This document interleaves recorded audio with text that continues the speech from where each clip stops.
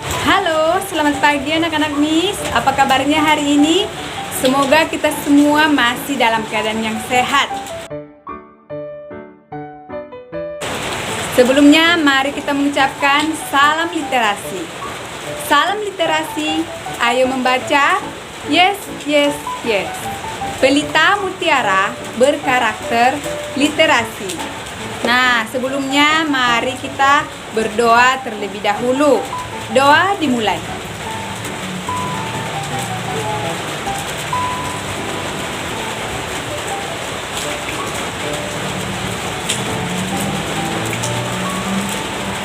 Amin.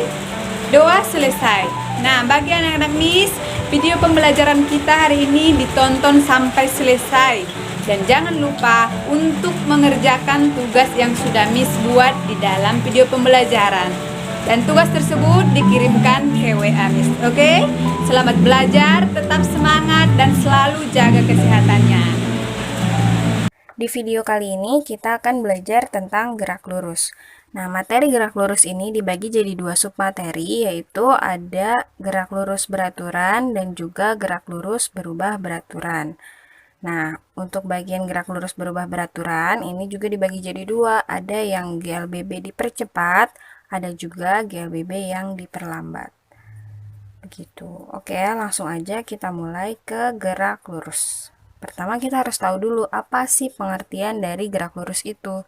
Gerak lurus adalah gerak benda yang memiliki lintasan lurus. Jadi lintasannya itu rata, lurus. Meskipun dia miring, naik, turun, kalau misalnya dia lurus itu namanya gerak lurus. Kecuali dia seperti perbukitan. Nah, itu baru bukan gerak. Maksudnya kalau misalnya dia melayang, nah itu bukan gerak lurus. Kalau selama dia mendarat itu namanya gerak lurus. Yang pertama GLB, gerak lurus beraturan. Nah, kalau GLB ini adalah gerak suatu benda yang lintasannya berupa gerak lurus dengan kecepatan konstan atau kecepatannya itu tetap. Karena kecepatannya konstan berarti nggak ada perubahan kecepatan kan, sehingga percepatannya sama dengan 0. Nah, ini persamaannya S sama dengan V kali T.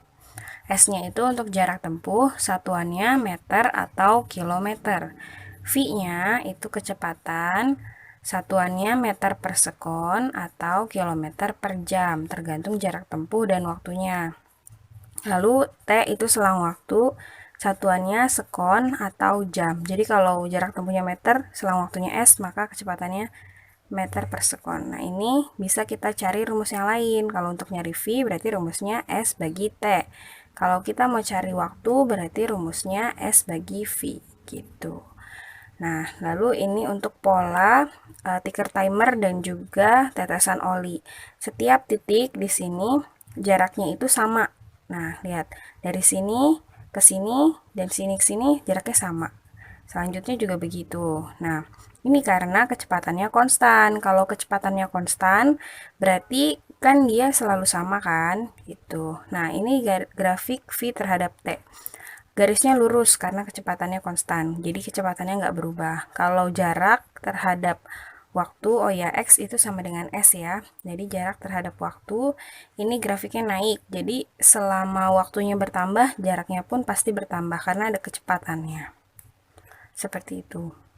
Contoh soal.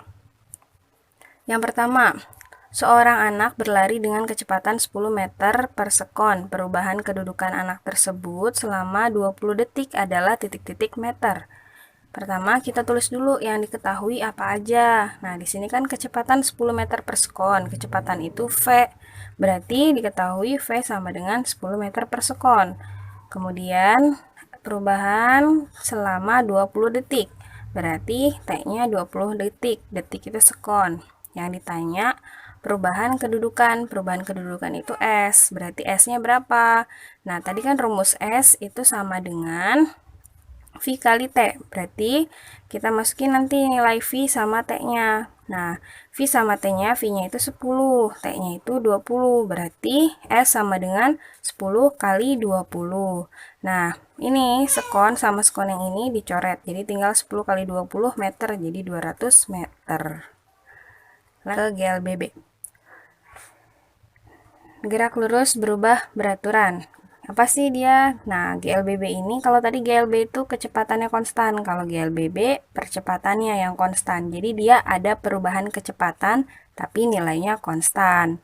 Rumusnya ada 3. Ini yang pertama, delta S sama dengan V0 T plus minus. Karena tadi ada 2, nanti kita belajar yang dipercepat dan diperlambat.